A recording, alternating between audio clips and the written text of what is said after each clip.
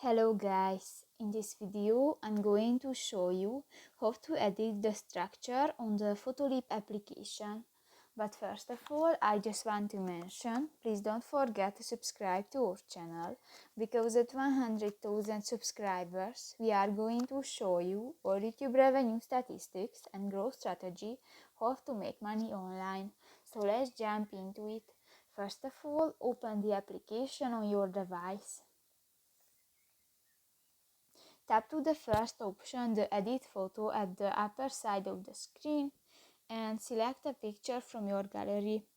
Tap to the fifth option, the Adjust button, at the bottom of the screen, and go to the Structure option next to the Fade button.